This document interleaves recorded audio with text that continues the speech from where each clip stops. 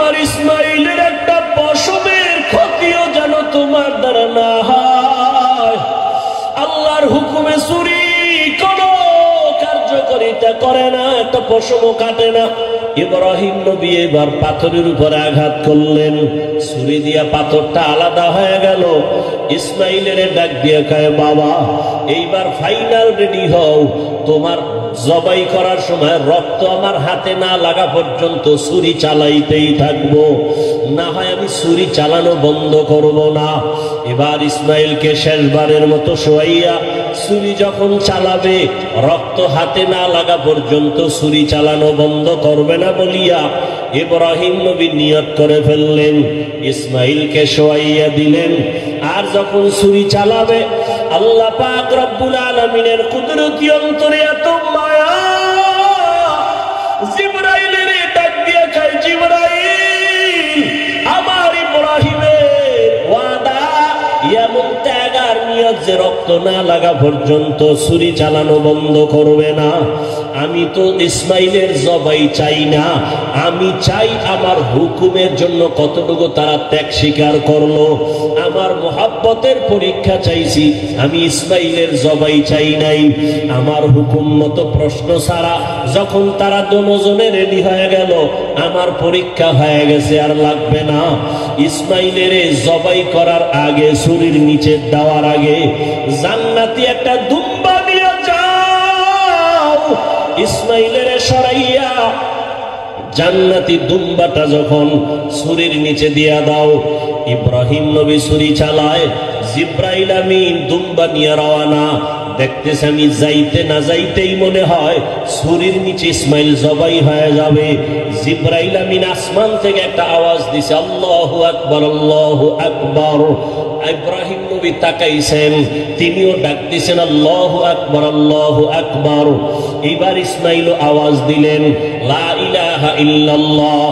এইভাবে আওয়াজ দিয়া ইব্রাহিম নবী যখন চক্ষু খুইলা দেখেন রক্ত হাতে লাগছে, ছুরিটাও ছাড়লেন। যখন তাকায়া দেখে খুশি মনে ইসমাইল বুঝি কোরবানি হয়ে গেল, কিন্তু না, দেখে একটা অপরিচিত জন্তু জবাই হয়ে গেল। ইসমাইল পাশে সুন্দরভাবে দাঁড়ানো। বাবা আবার বুঝি ভয় পেয়ে গেলেন, ও ইসমাইল, আল্লাহ বুঝি আমার কোরবানি কবুল করবেন না, আর একবার চেষ্টা করি। সাথে সাথে ওহী নাজিল হয়ে গেল। আল্লাহ কয়, ওয়ানাদাইনাহু আইয়া ইব্রাহিম কদ সাদ্দাকতার রুইয়া ইন্না কাযালিকা নাজজিল মুহসিনিন। ইব্রাহিম, তুমি আমার পরীক্ষায় পাশ করছো। হাজেরা কাঁদতেছে ইসমাইলের জন্য, জলদি করে যাও। বলে আসো মালিকের দাওয়াতে যাই। মালিকের থেকে কি হাদিয়া নিবা? আমার পক্ষ থেকে দুম্বার গোশত হাদিয়া দিয়া দিলাম। ওয়াফাদাইনাহু বিযিবহিন আযীম, আমার পক্ষ থেকে হাদিয়া দিলাম এই জবাই করা দুম্বার গোশত। ইসমাইলের নিয়ে যাও, ইসমাইলের হাজরার কোলে ফিরায়া দাও, আর মালিকের পক্ষ থেকে দুম্বা হাদিয়া পৌঁছাইয়া দাও। আমার কলিজার সন্তান আমার গর্ভে থেকে ঘুমাইতে দেয় নাই। একটা বাচ্চা গর্ভে নিয়ে মা খানা খাইতে বসে, বাচ্চা পেটের মধ্যে আঘাত করেছে, মায়ের পেটে এমন বেদনা শুরু হয়েছে, মা খানার প্লেটটা সরাইয়া বিছানায় শুয়ে কান্না শুরু করেছে। রহমতের নবী বলেন, ও নারীরা, এত মর্যাদা তোমাদেরকে দেওয়া হয়েছে, আর কিয়ামত পর্যন্ত কেউ মর্যাদা বাড়াতে পারবে না। ওই যে বাচ্চা গর্ভে নিয়ে কষ্ট করে করে না খাইয়া দিন কাটাইলাম, এক একটা দিন আমার আল্লাহ নারীর আমল নামায় রোজার সওয়াব দান করবেন। মা বাচ্চা গর্ভে নিয়ে রাতে ঘুমের বিছানায় গেছে, হঠাৎ করে বাচ্চা আঘাত করেছে, মা ঘুমাইতে পারে নাই, সারা রাত কান্না করে কাটাইছে। আল্লাহর নবী বলেন, একটা মা বাচ্চা গর্ভে নিয়ে রাত ঘুমাইতে পারে না, আল্লাহ তাআলা ওই মায়ের আমলনামায় কদরের রাতের সওয়াব আল্লাহ দান করবেন। এত মর্যাদা নারীদেরকে আল্লাহ দান করেছেন। আজকে যারা বলে ইসলাম নারীর অধিকার দেয় নাই, মর্যাদা দেয় নাই, এদের মতো চরিত্রহীন মুসলমান, ইসলামের দুশ্মন, মানবতার দুশ্মন জমিনে আর কেউ নাই। মা হাজেরা দৌড় দিলেন ভাই দুই পাহাড়ের মাঝে, দৌড় দিলেন কয়েকবার। এই যে দৌড় আল্লাহর কাছে খুব ভালো লাগছে। আল্লাহ পাক কিয়ামত পর্যন্ত আইন বানায় দিলেন, বিধান বানায় দিলেন। এই মক্কার হাজিরা, হজ করতে যদি যাও, আমার হাজেরা যেই পাহাড়ে 7টা চক্কর লাগাইছে, হাজি যদি হজ করতে গিয়া সাফা মারওয়ায় আমার হাজেরার মতো চক্কর না দাও, আমি কোন হাজির হজ কবুল করব না।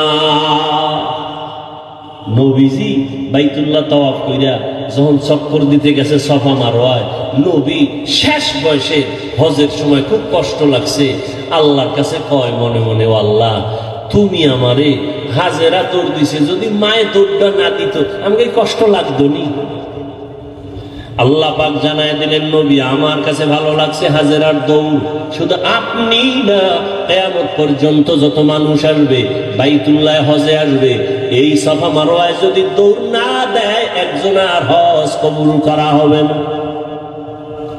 পাগলের মতো দৌড়াও, মাওলার দরবারে গিয়া মাওলার আশিক হইয়া যাও। চুলগুলো এলোমেলো, সাবান লাগানো যাবে না, হাজি নখ বড় হয়ে গেছে, নখ কাটা যাবে না, ময়লা পরিষ্কার করা যাবে না, আতর লাগানো যাবে না, পাগল হয়ে যায়। মাওলার দরবারে পাগলামি, কার পাগল? জোরে বলো। এটা বুঝার মতো যাবো মেধা নাই, ওরাও পাগল। ওরাও কি? ওরা দুনিয়ার পাগল, ওরা আখেরাতের পাগল না। এই জন্য ওরা বুঝে না যে মাওলার পাগল কেমনে হয়।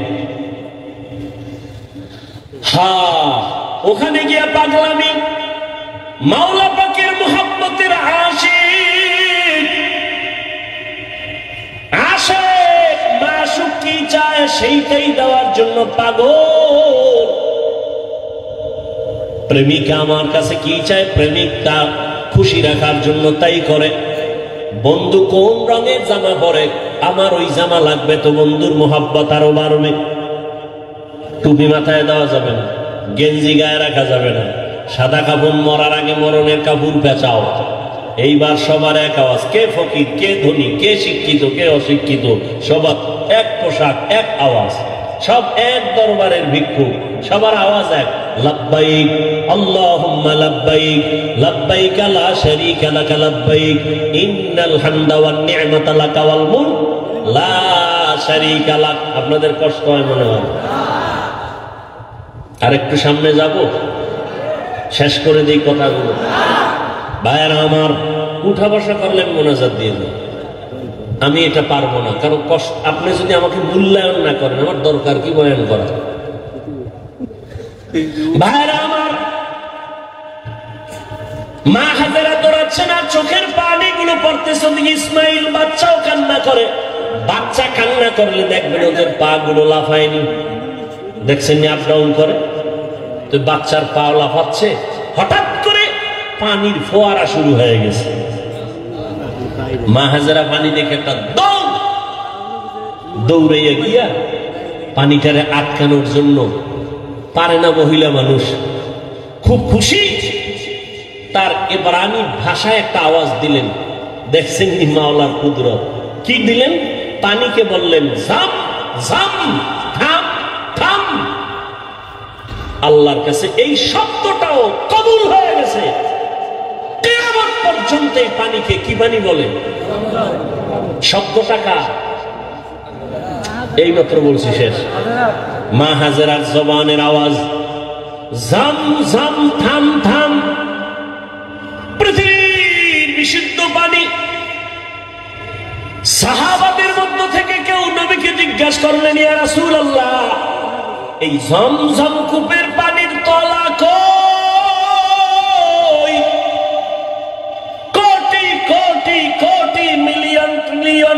পরিমাণ পানি হাজী সাহেবরা নিয়ে যায়, কমে না বাড়ে না, সমান।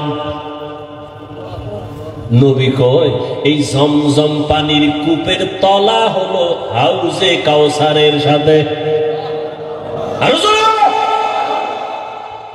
কোথার সাথে? মুফাসসিরিনে কেরাম লিখেছেন কাউসারের পানির থেকেও জমজমের মূল্য বেশি। রাসূলকে যখন মেরাজে নেওয়া হয়, নবীজি বলেন জিবরাইল আমিন আমাকে ধইরা জমজম কূপের পানি দিয়ে ওযু বানাইলেন। ওযু বললাম, এর আগে আমাকে শোয়াইয়া চিৎভাবে শোয়াইয়া আমার বুকটাকে চিরলেন, ভেতর থেকে কলব বের করলেন, স্বর্ণের পেয়ালায় রাখলেন, ঝমঝম দিয়ে ধুইলেন, আবার ভেতরে রাখলেন, এরপরে আবার আটকায় দিলেন। রক্ত গেল না, সেলাই লাগলো না, ব্যথা অনুভব করলাম না। এইভাবে আল্লাহ আমাকে কুদরতের অপারেশন করছেন আমার জীবনে 4 বার। চারবার রসুলের এই যে কলব বের করে ধুইলেন, কি পানি দিয়া? জমজম পানি, বরকতের পানি। আম্মাজান হাজেরা পানি আটকায় দিলেন, পানি থেমে গেল, নিজে পান করলেন। আজকে কিতাব দেখছি, আজকে নবীজি বলতেছেন মা যদি ঝমঝম থাম থাম না বলতেন তাহলে পানি পুরা পৃথিবীতে সয়লাভ হয়ে যেত। ইমামে আজম আবু হানিফা বলেন আম্মাজান আমাদের জন্য রহমত, তিনি বলার কারণে আজকে অনেক পবিত্র অবস্থায় পানি আছে। না হয় জেনাকারেরা এই পানি দিয়ে গোসল করে পানি নাপাক করে ফেলত, মদখোরেরা মদ পান করে মাতাল হয়ে পানির মধ্যে ডুব দিত, পানির সম্মান কমে যেত। ঝমঝম এমন একটা পানি, এর 25টা উপকার আছে ঝমঝম পানির। কয়টা? এর মধ্যে একটা হলো সাধারণ পানি পান করলে পিপাসা নিবারণ হয়, পেটের ক্ষুধা নিবারণ হয় না। জমজম পানি এমন এক দামি আল্লাহর কুদরতের পানি, এই পানি যদি কেউ পান করে ওই পানির দ্বারা পিপাসাও মিটে যায়, পেটের ক্ষুধাও মিটে যায়। দাঁড়াইয়া কোনো জিনিস খাওয়া পান করা নবীর আদর্শের বাইরে। তবে জমজমের পানি তুমি দাঁড়ায় পান করো, এটা তোমার কোনো সুন্নত আদায় হবে। দ্বিতীয় তৃতীয় হলো জমজমের পানি, এটা তোমার রোগের ঔষধ। কত পার্সেন্ট সেবা করবে? তোমার ঔষধের ক্রিয়া করবে কয় তোমার আকীদা বিশ্বাসের মজবুতি যত পার্সেন্ট তত পার্সেন্ট। কেউ যদি মনে করে আমি ঔষধ খাবো না, জমজম আমার ঔষধ, যতটুকু বিশ্বাস করবে অতটুকু ফলাফল। পানি পান করলেন, ইসমাইল সুস্থ হওয়া শুরু হয়ে গেল, একটা দোয়া কবুল হয়ে গেছে। কার দোয়া? ইব্রাহিম নবীর দোয়া। লোকজন আল্লাহ আইনে দিয়েও এক দোয়া করছেন।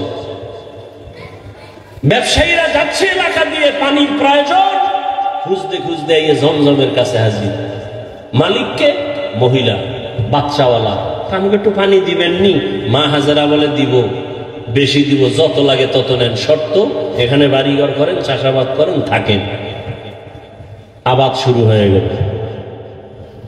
এবার আর এক দোয়া চাইছে ইব্রাহিম নবী, ওয়ারযুকহুম, রিজিকের ব্যবস্থা করেন।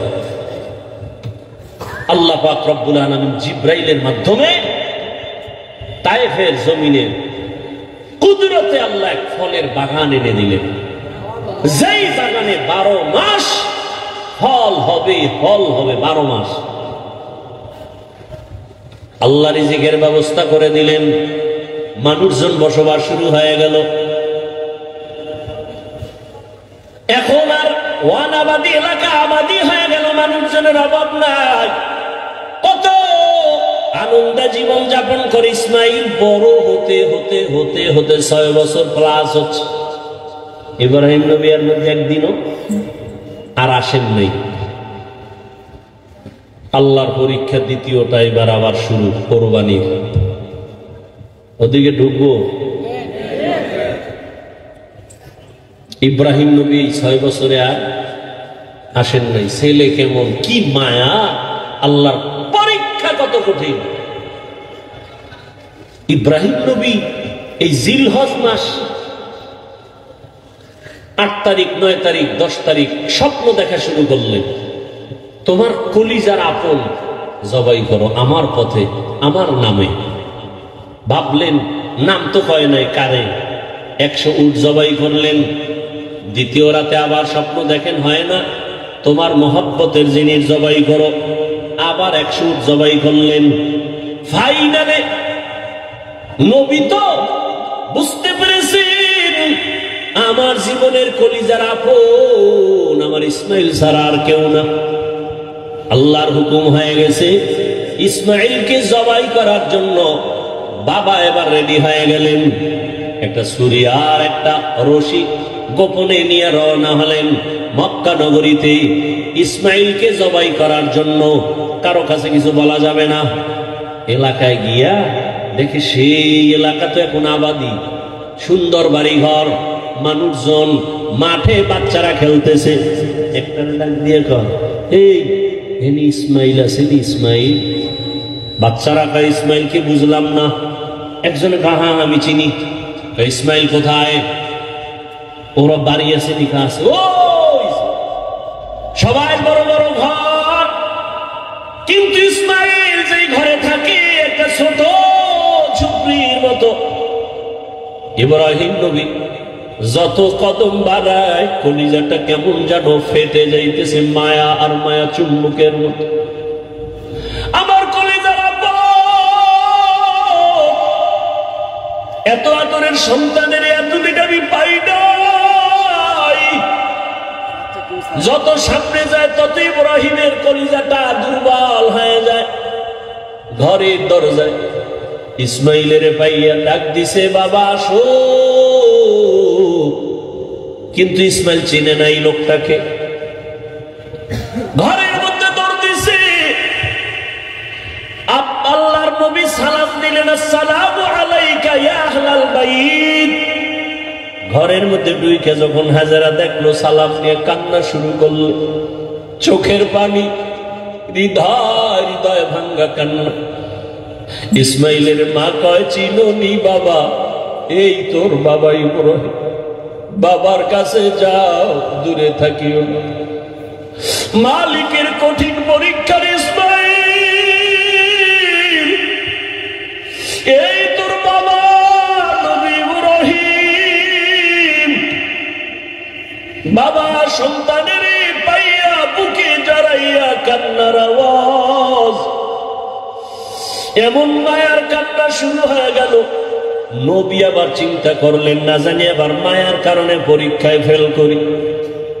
নবী বললেন, হাজেরা দেরি করার সময় নাই, জবাই করতে নিব তাও তো বলা যাবে না।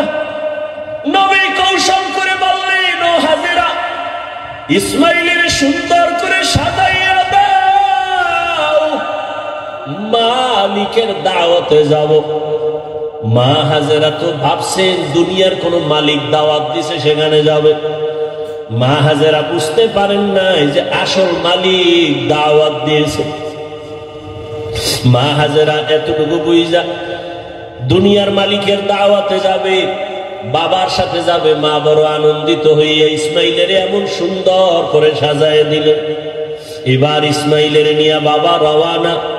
বাবা সামনে হাঁটে, ইসমাইল পেছনে পেছনে হাঁটে। মা দুঃখিনী দরজার কিনারায় দাঁড়ায় দাঁড়ায় সন্তানের দিয়ে তাকায় থাকে। একটা সন্তান যখন আপনাদের এলাকার মানুষ বাঁশখালী থেকে চট্টগ্রাম যায় বা বিদেশ যায়, মা ঘর থেকে যখন সন্তানের বের করে দেয়, মা চোখের পানিগুলো আঁচল দিয়ে মুছে সন্তানের পেছনে পেছনে মাও কিছু দূর আগায় যায়। মা সহ্য করতে পারে না, সন্তান আমার কই, ওরে আমার কাছে থাইকা যখন মা বলিয়া ডাক দেয়, কলিজাটা ঠান্ডা হয়ে যায়। একটা সন্তানের মা ডাকে এত মজা, দুনিয়ার বাদশাও যদি বানায় দেয় এত মজা পাওয়া যায় না। সন্তান যখন আম্মু বলে ডাক দেয় মায়ের কলিজাটা ঠান্ডা হয়ে যায়। মা হাজেরা ইসমাইলের বিদায় দিয়া তাকায় তাকায় কান্না করে। ইব্রাহিম নবী পিছনে তাকায় না, তাকাইলে মায়ার কারণে পরীক্ষায় পাশ করা যাবে না। ইসমাইলও আনন্দে আনন্দে যখন বের হয়ে যাচ্ছে, শয়তানের মাথা গরম হয়ে গেল। এই পরীক্ষায় যদি ইব্রাহিম পাশ করে দুনিয়াওয়ালারা বহু বিধর্মী মুসলমান হবে। কেমনে পরীক্ষায় ফেল করানো যায়? হাজেরাকে একটু ধোকা দেই। হাজেরারে গিয়া ধোকা দিয়ে কয়, হাজেরা ইসমাইলের কোথায় ছাড়লা? কয় মালিকের দাওয়াতে গেছে। বলে কোন মালিক? বলে দুনিয়ার কোন বাদশা। কয় না না, আমি জানি আল্লাহ দাওয়াত দিছে। কেন? হাজেরাকে বলে জবাই করার জন্য। হাজেরা ডাক দিয়ে কয়, রে শয়তান, তুই আমাকে ধোকা দিস না। একটা বাবা হইয়া কোনোদিন সন্তানের জবাই করতে পারে না। যখন এই কথা বলছে, শয়তান ডাক দিয়ে কয়, আল্লাহ হুকুম করছে জবাই করার জন্য। হাজেরা চোখের পানি ছাড়িয়া কয়, রে শয়তান, যদি আমার মাওলা হুকুম করে একজন ইসমাইল না, আল্লাহ যদি আমারে আরো ইসমাইল দেয়, আমি সব আল্লাহর রাস্তায় ছেড়ে দিতে রাজি। শয়তান দেখলো এখানে হাজেরাকে ধোকা দিয়ে আটকানো যায় না, দৌড়াইয়া গেছে শিশু ইসমাইলের একটু ধোকা দেওয়ার জন্য। ইসমাইলের গিয়া যখন ধোকা দিতে গিয়া কয়, ইসমাইল কই যাও? বাবার কাছে ছুরি আছে, তোমারে জবাই করবে। ইসমাইল তো বুঝ কম, ডাক দিয়া কয়, আব্বা যান, আপনি কি আমাকে জবাই করতে নিয়ে যাইতেছেন? এবার ইব্রাহিম কয়, শয়তান পাথর মারো। এই রং 3 জায়গায় ধোকা দিছে। ইব্রাহিম আর ইসমাইল মিলিয়া 3 জায়গায় পাথর মারলেন। আল্লাহ তাআলা আইন করে দিলেন, আমার ইসমাইলের কথা কাজটা আমার কাছে ভালো লাগছে। ইব্রাহিমের এই কাজ কিয়ামত পর্যন্ত স্মৃতি হয়ে থাকবে মুসলমানের কাছে। আজকে যেই 3 জায়গায় ইসমাইল আর ইব্রাহিম পাথর মেরেছে, ওই 3 জায়গায় পিলার করা আছে। ও হাজিরা, তোমরা হজ করতে গিয়া ওই 3 জায়গায় যদি পাথর না মারো, তোমাদের একজনের হজও কবুল হবে না। এবার নিতে নিতে ইসমাইলকে নিয়ে মিনা বাজারে হাজিরা এখন যেখানে কোরবানি দেয়, ইসমাইলের যেই জায়গায় কোরবানি দিছেন ওই জায়গায় ইব্রাহিম নবী ইসমাইলের নিয়া এবার চিন্তা করলেন, আল্লাহ আমারে কেমন সন্তান দিলেন, একটু পরীক্ষা করে দেখি। এবার সন্তানকে বাবা বলতেছেন, ফালাম্মা বালাগা মাআহু সায়া ক্বালা ইয়া বুনাইয়া ইন্নী আরা ফিল মানামি আন্নী আযবাহুকা ফানজুর মাযা তারা। ও বাবা, আমি স্বপ্নে দেখলাম তোমাকে জবাই করতেছি, বলো বাবা তোমার কি মতামত বলো। ইব্রাহিম নবী কথাটা বলা মাত্রই সাথে সাথে সেকেন্ডের মধ্যে সন্তান ইসমাইল জবাব দিয়ে দিলেন, ইয়া আবা তিফআল মা তুমার সাতাজিদুনি ইনশাআল্লাহু মিনাস সাবিরিন। আব্বা জান, দ্রুত আমাকে আল্লাহর হুকুম মতো জবাই করেন, ইনশাআল্লাহ আমাকে আপনি ধৈর্য ধারণকারীদের মধ্যেই পাবেন। আব্বা জান, আমাকে দ্রুত জবাই করেন, দেরি করলে আবার বুঝি আল্লাহ হুকুমটা ফিরিয়ে নিবে, কপাল পুড়ে যাবে। একটা সন্তান বাবার সামনে কতটা বিনয়ী হইয়া বাবার ইজ্জত রক্ষার জন্য আল্লাহর মোহাব্বতের বন্ধনে নিজেকে পেশ করে দিলেন। তবে ইতিহাসবিদরা লেখেন, ইসমাইল একটু কান্না করে বলছেন, বাবা জান, আপনি যদি এই কথাটা আমাকে একটু বাড়ি বসিয়া বলতেন, আমি আমার দক্ষিণী মায়ের থেকে একটু চির বিদায় নিয়ে আসতাম। কারণ 6টা বছর আমার মা আমার এত কষ্ট করে লালন পালন করে বড় বানাইছে। এই 6টা বছর